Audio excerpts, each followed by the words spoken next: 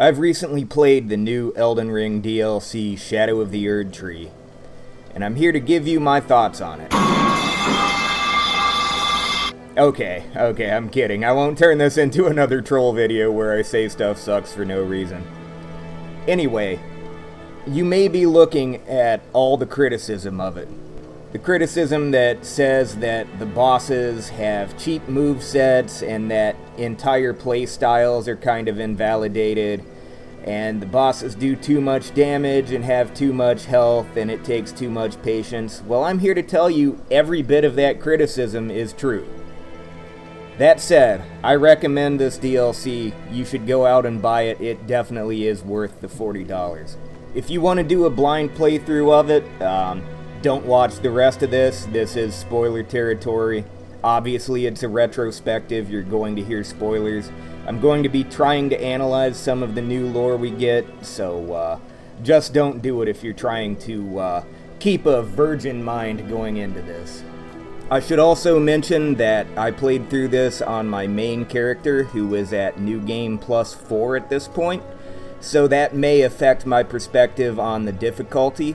I don't know. I'm going back to play it again on a fresh new game cycle and see if anything's different. I don't know what the differences will be at this point. Now that said, I got into it and the first thing I noticed is that this is a world you can get lost in, man. I went out after entering the Shadow Realm, and the first thing I thought is, man, this is really something different. This is like a whole new game. It was the same sense of wonder you get when you first start the main game, you know? And the level of thought and detail put into the exploration is just crazy. You know how in the base game, you might find a little branching path off to the side that might lead you to some treasure, or a hidden boss, or something like that?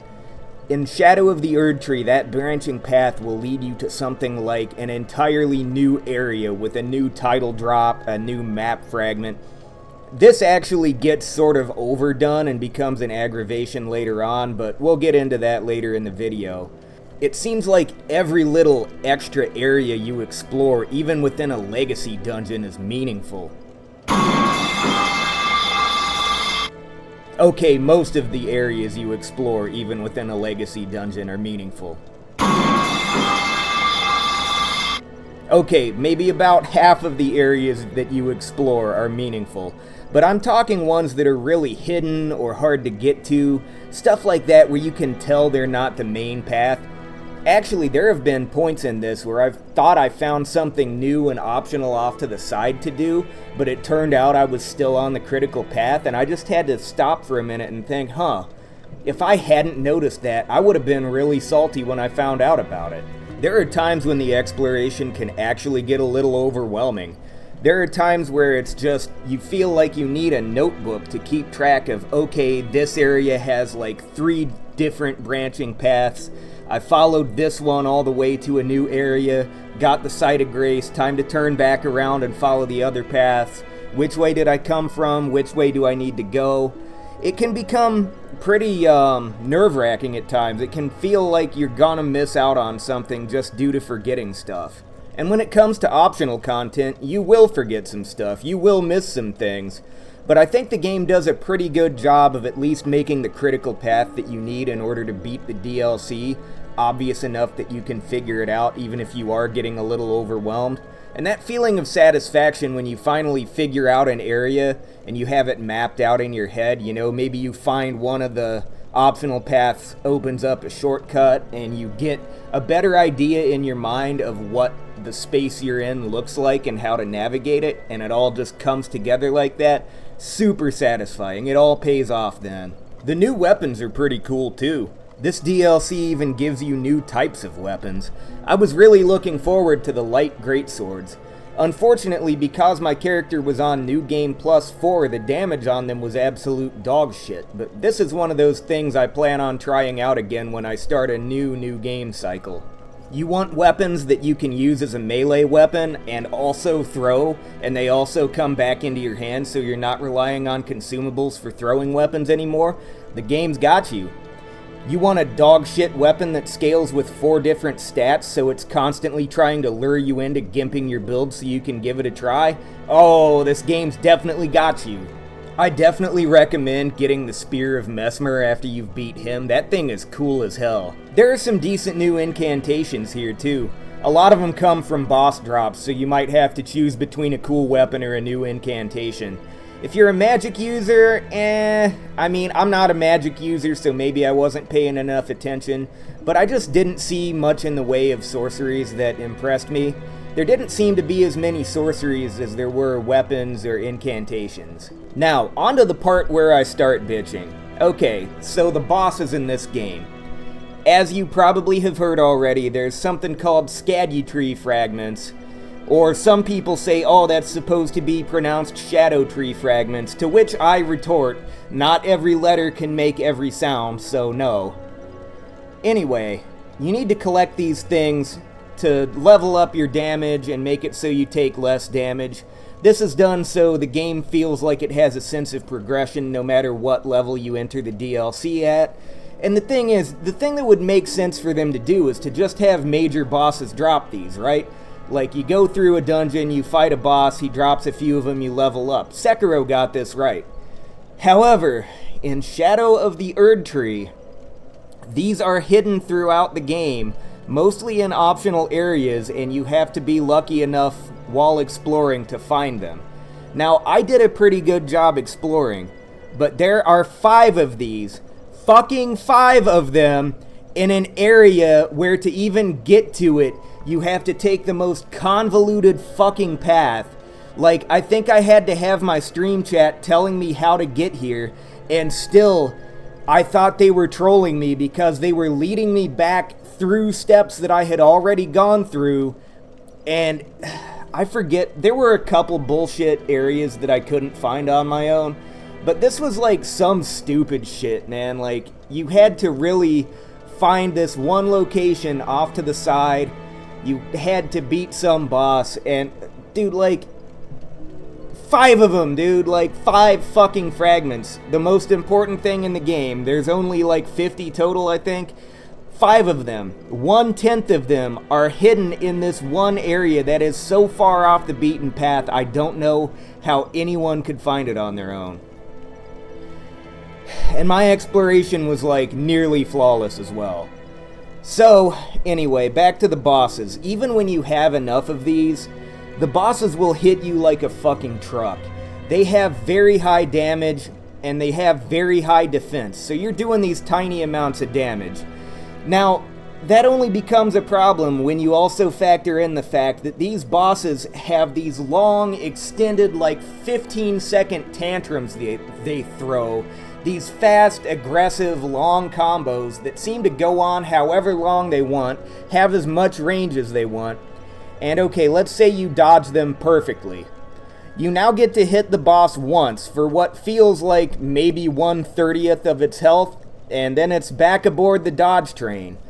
Even if you have all the skill in the world, this will still be a test of patience, and that's what I feel like is wrong with the main bosses for the most part. More than being a test of skill, they are a test of patience. The game should not be testing your patience. When something relies on patience rather than raw skill to get through, that is called tedium. Now, is every boss like this? No. Okay, a lot of them are actually just NPC invaders. Those ones are cool, you know, they're interesting, it's a nice change of pace. Even some of the main bosses aren't quite like that. And I should mention, okay, so there are a lot of attacks in this DLC that you actually can't dodge by dodge rolling. You're supposed to jump over them. And the game could fix a lot of shit by telling you're supposed to jump over these attacks, because they're not incredibly well conveyed. And in the main game, I mean, jumping over stuff is unreliable enough that I think most of us have just started dodge rolling and saying, yeah, fuck that, I'm not gonna try to jump stuff because it's not always clear what can be jumped. So I found out way too late, just figured it out on my own. Oh hey, you're supposed to jump this stuff, and oh hey, I probably should have jumped the attacks that I thought were undodgeable for this other boss too. And by the time you figure it out, you've already gotten pretty far through the game. So if they would have just put like a sign or something saying like, oh, this boss's attacks must be jumped, or just even like at the beginning of the game. I mean, it would be corny to put it in front of each individual boss, but at the beginning of the game, or like a loading screen tip or something, say, oh, by the way, some attacks can only be avoided by jumping. Because who the hell is actually doing that in the base game?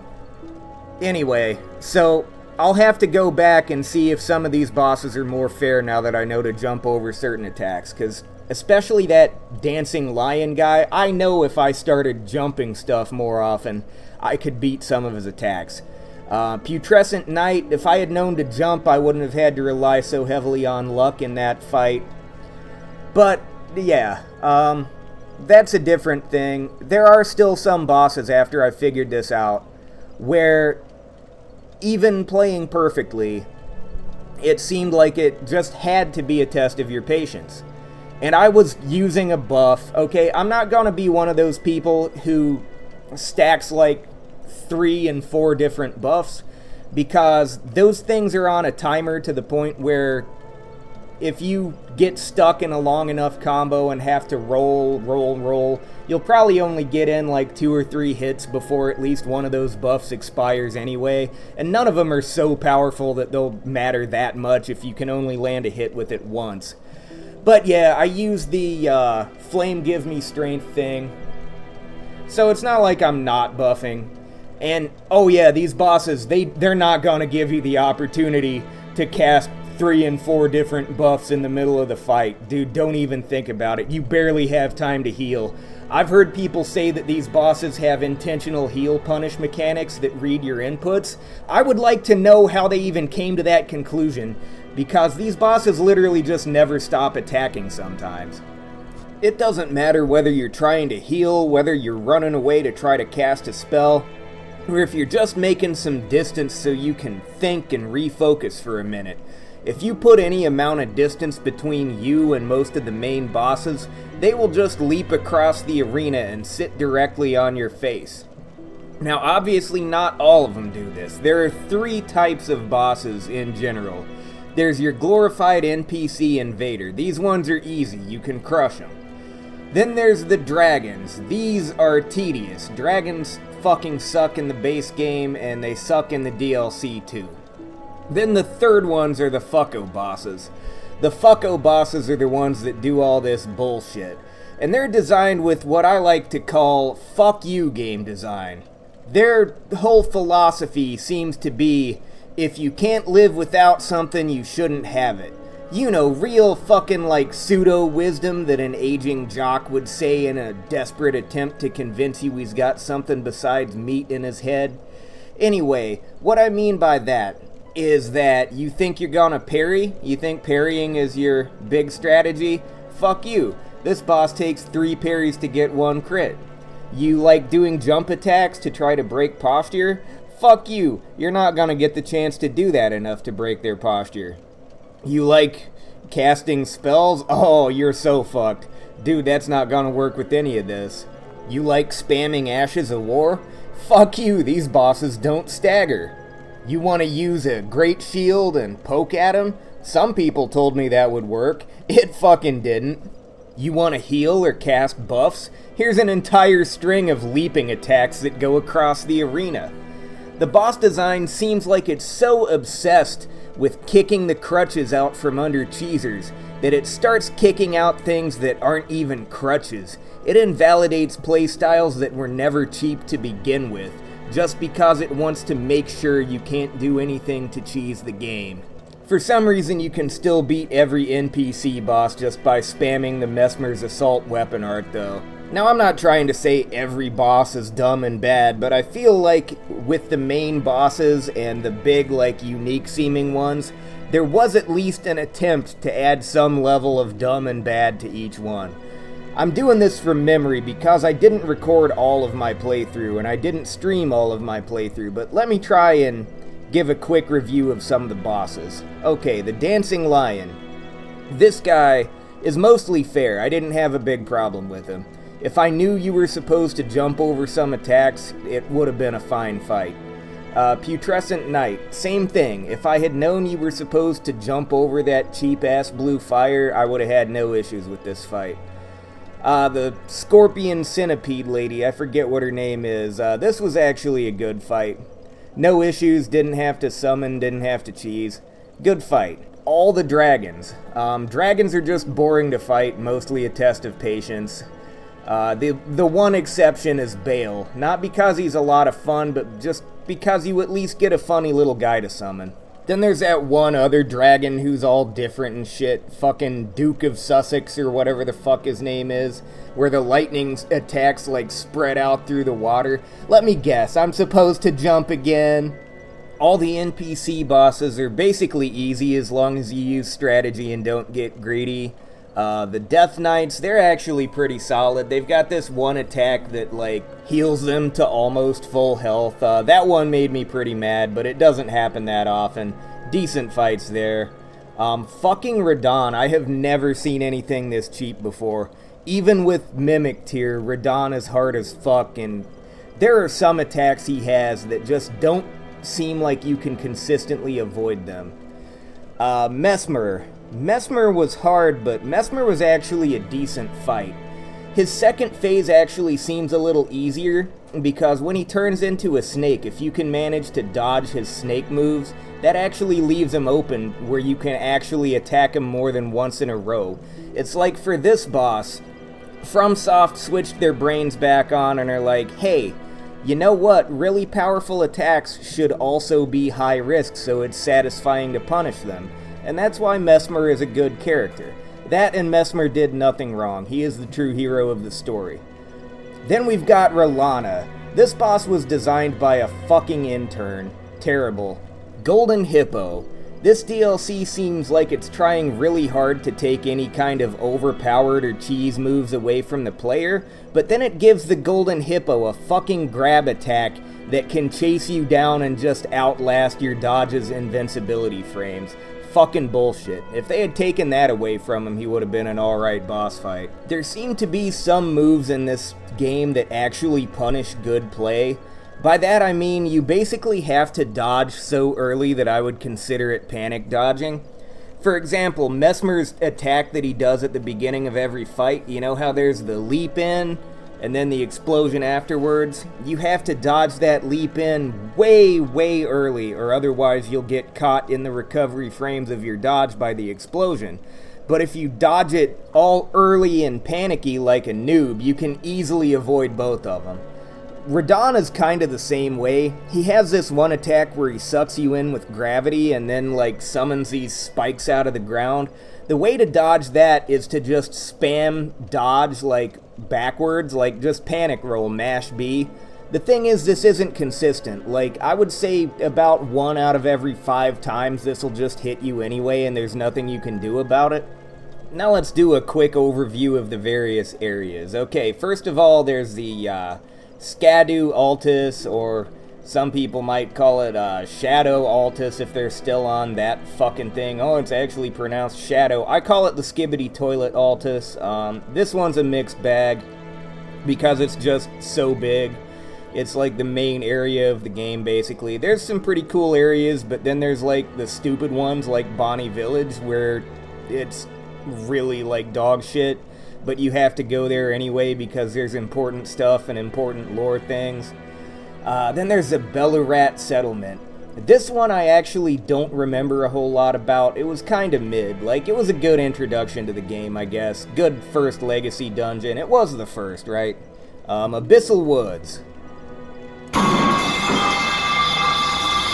Then you've got Raya Ruins, Rau, however it's pronounced.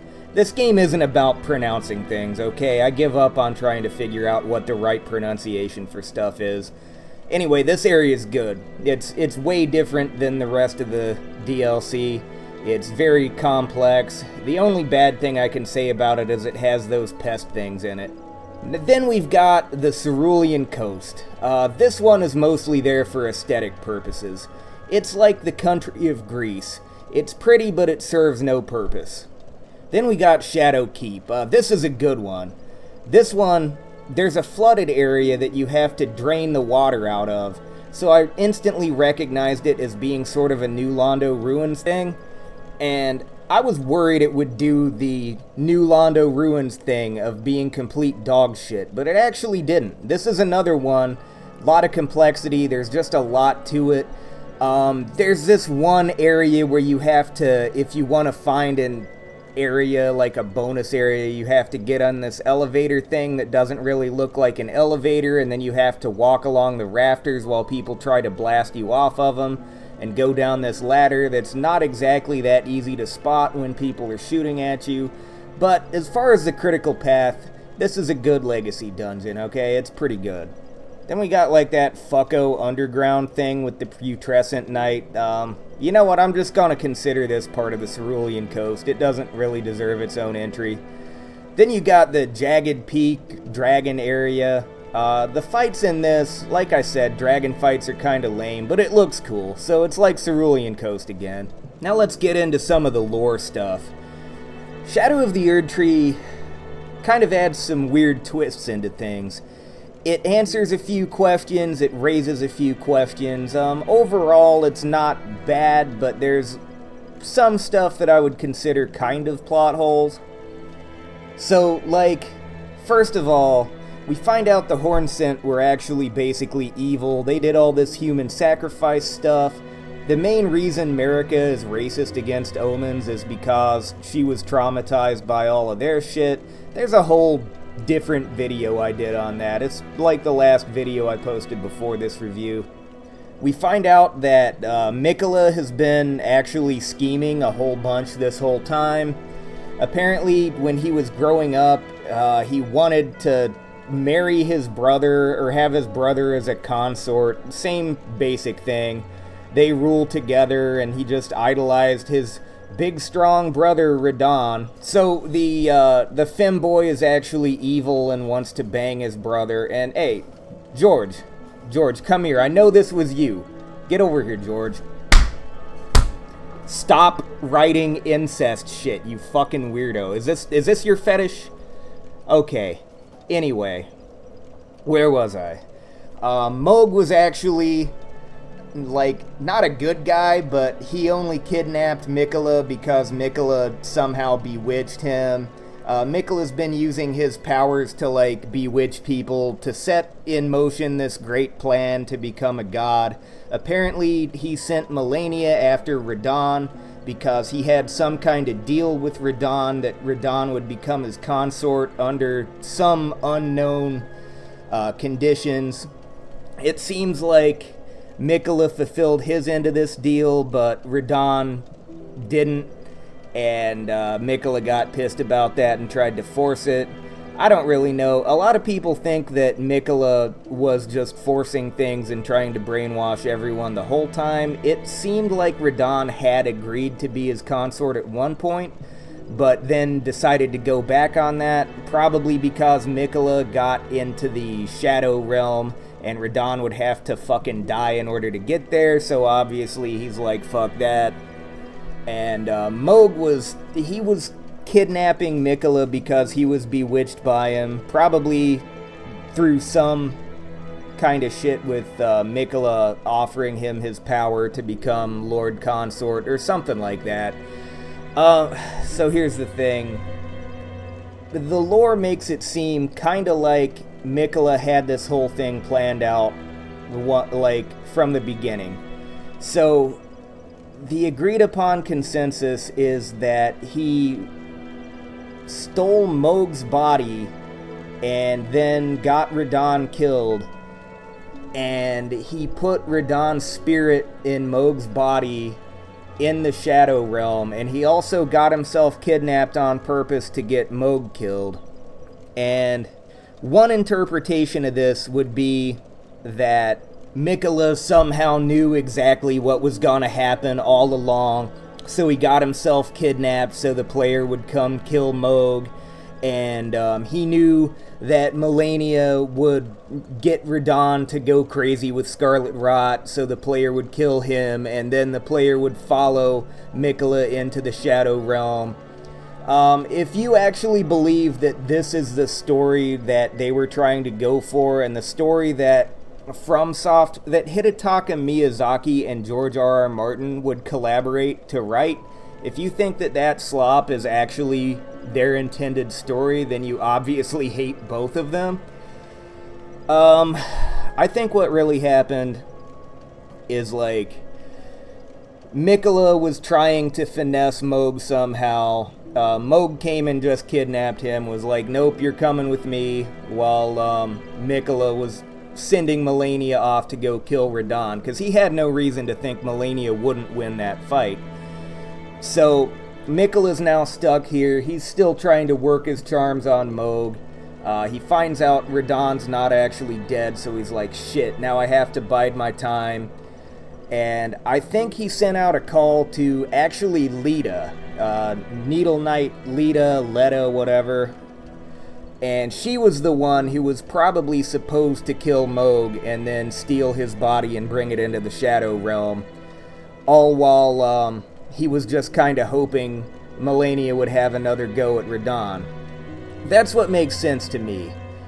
Anyway, the final boss is Radahn with Mikola riding on his back, and Mikola tries to bewitch the player too. There's actually sort of a death scene where if he can grab you twice in the final phase of the final boss fight, the player actually bows before him and joins forces with him, like gets brainwashed.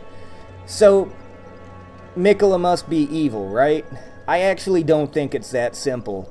I think that Mikola is pretty much just like the other demigods. You know, when your entire life you've gotten used to this level of power and now it's taken away from you, you kind of feel a little entitled to get it back. And I would say what Mikola was doing at least had a nobler goal than what a lot of his siblings were trying to do. Like, he's a better guy than, like, Godric. He's about on the same level as Moog. I've always been pro-Moog. I always knew he wasn't actually trying to bang his brother, man. Moog was just a victim of circumstances, doing what he could to kind of get back at a world that had always done him wrong.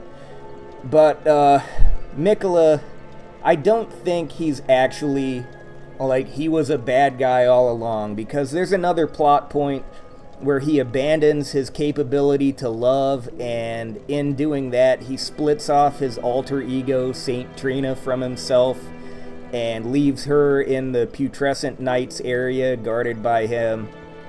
And, she's like, oh no, he's changed, he shouldn't have abandoned me, you have to stop him now, he doesn't know what he's doing.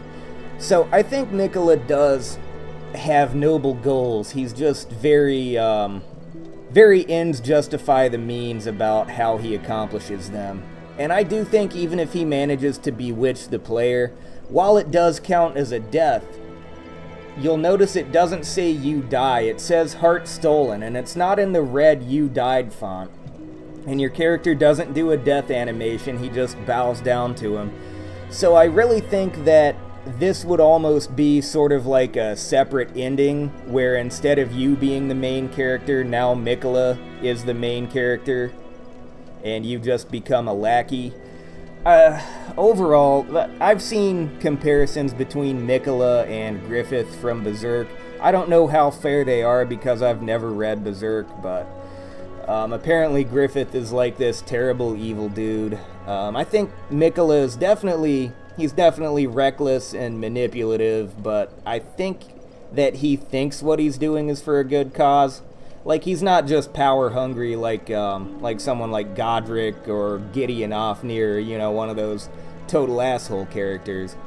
Anyway, the lore is super convoluted. The exploration is so confusing that I felt overwhelmed.